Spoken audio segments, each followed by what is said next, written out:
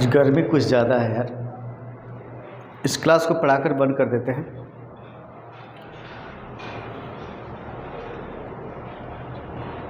हाँ,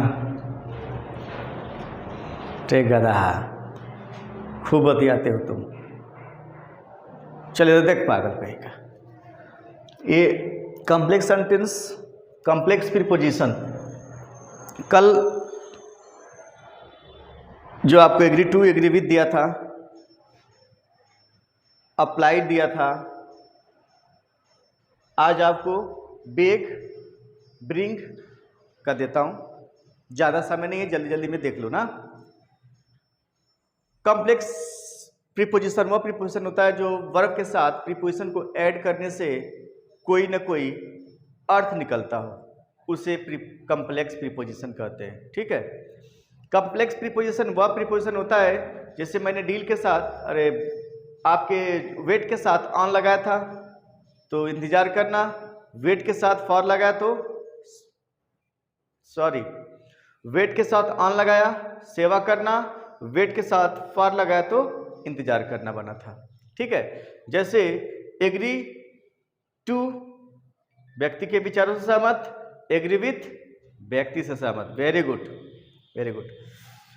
आज उसी टॉपिक पे थोड़ा सा आगे बढ़ते हैं, क्योंकि प्रीपोजिशन बस वो नहीं है कि the book is on table.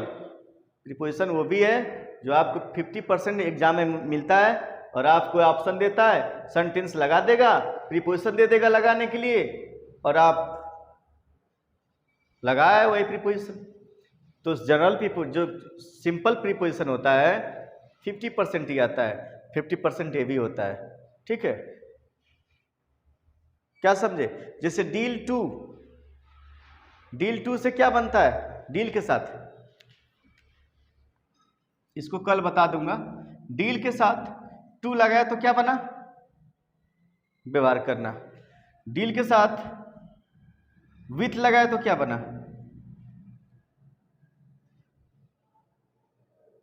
बोलो, व्यवहार करना और व्यापार करना, दो वर्ड है। कल इसको बताऊंगा। आज देखेंगे बेग। तो बेटा बेग, तू खड़ा हो तो इधर आ, बड़ी मार मारेंगे तुमको हम।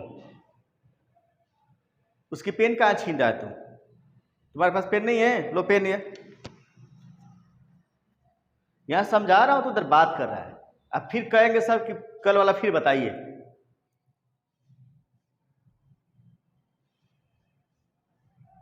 ठीक है, आगे देखो, ये वीडियो भी चल रहा है, आगे चला जाएगा। बच्चे क्या कहेंगे देखेंगे तो।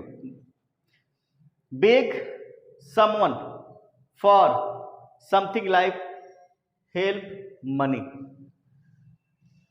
जब भी आप बेग का यूज करना तो भीख मांगने के अर्थ में यदि करते हो, तो जब भीख मांगने के अर्थ में करोगे तो समवन का मतलब कुछ भी मी हो, चाहे किसी का नाम हो, ऑब्जेक्ट लगाओ चाहे सब्जेक्ट के रूप में नाम होता है, सब्जेक्ट ऑब्जेक्ट दोनों होता है। तो he begged me for some rupees. देखो हेल्प में क्या मांगा? मनी, या किसी से सहायता भी मांग सकते हो, मनी मांग सकते हो।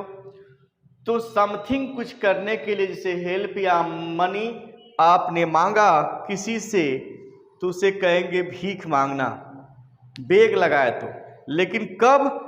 जब फार लगाओगे तब। जब फार लगाओगे ना बेटा, तो he begged me for some rupees last night. उसने मुझसे कुछ पिछले रात क्या करिए? पैसे मांगे, मैंने भीख मांगे।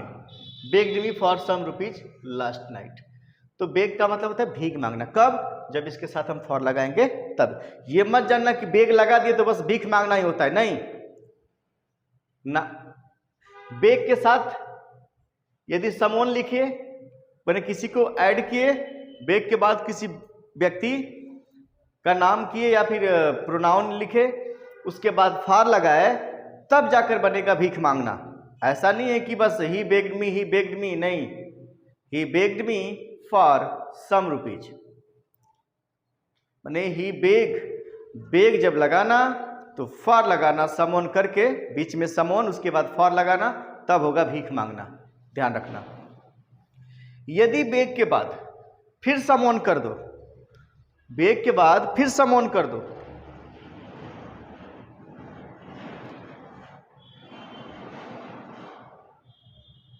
देखो बेग के बाद फिर समोन कर दो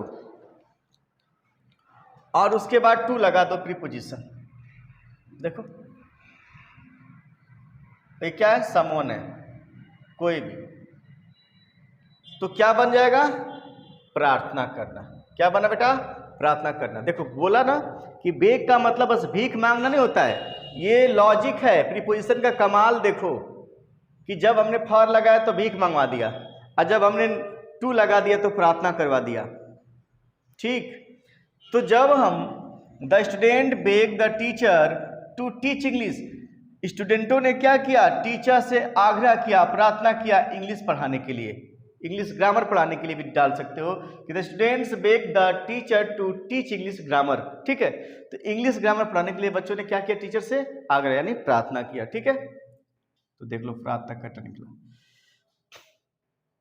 कभी भी इंग्लिश में कोई कठिनाई हो बेटा, बेधड़क पूछ लिया करो और घर पे थोड़ा सा मेहनत करो। ऐसा नहीं है जैसे ही हर जगह तुमको इंग्लिश मिलेगी, ऐसा नहीं है कि बस मैथ पढ़ लिए, साइंस पढ़ लिए, गुजारा हो गया, ऐसा कुछ नहीं है। इंग्लिश आपको हर जगह मिलेगी। कोई, अब तो तुम एयरफोर्स वाले हो तो तुम्हारा तो टेंशन है नहीं कि तुमको इंग्लिश पढ़ना है ना, ना लायक कहीं का। 50% तो इंग्लिश से होता है ना। अच्छा कियो कि तुम लोग पढ़ रहे हो इंग्लिश, वरना बहुत से बच्चे तो ऐसे हैं कि जो इंग्लिश जानते हैं कि बस छोटी सी किताब आती है, याद कर लिया, अंग्रेजी हो गई।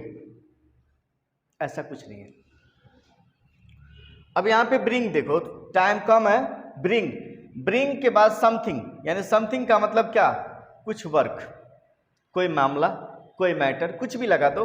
उसके बाद अंडर का यूज करो, किसका, अंडर का।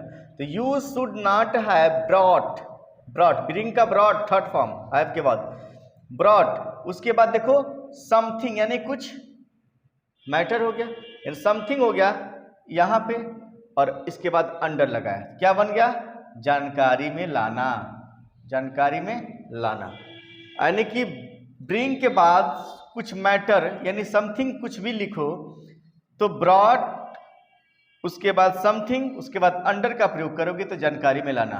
यानी कि जैसे नॉलेज हो या कोई नोटिस हो, कोई नोटिस आ गई वो तुम्हारी जानकारी में आ गई, तो you should have brought this matter under my knowledge earlier, तुम्हें इस मामले को मेरे नॉलेज में जल्दी ही लाना चाहिए था, जानकारी में लाना चाहिए था। ठीक है, और नॉट लगा दिया तो नहीं लाना चाहिए था।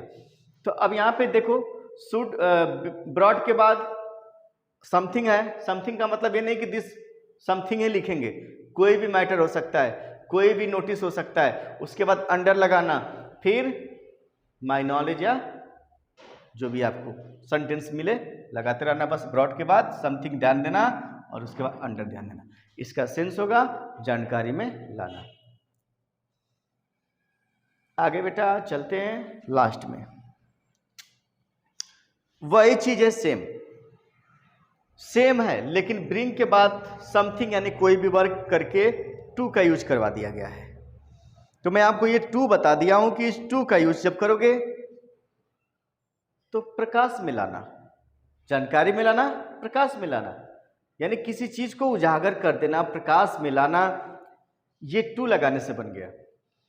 You should not have brought this matter to light, तुम्हें यह मामला प्रकाश में लेना चाहिए, जनता के सामने उजागर नहीं करना चाहिए था इस मामले को, नालायक। क्या समझे तुम? तो you should not have brought this matter to light, इस मामले को तुम्हें प्रकाश में नहीं लाना चाहिए था, नहीं लाना चाहिए। यानी कि लाइट टू ब्रिंग समथिंग, देखो दिस मैटर यानी समथिंग, टू लगा दिया, लाइट लगा दिया, तो क्या इसका सेंस होगा, प्रकाश में लाना। बात दरअसल वही है, लेकिन बस थोड़ा सा घुमाकर पेश किया गया। तो लाइट का प्रयोग यानी टू लगा देंगे तो प्रकाश में लाना, और अंडर लगा देंगे तो जानकारी में लाना। जानकारी माने मेरे लिए जानकारी, अब प्रकाश में ला लिए तो ठीक है। Thank you. आज के लिए क्लास इतना ही था। कल फिर मिलेंगे नए वीडियो के साथ। देखो लाइट भी आ गई क्लास खत्म करने के बाद, देखो। Okay, thank you.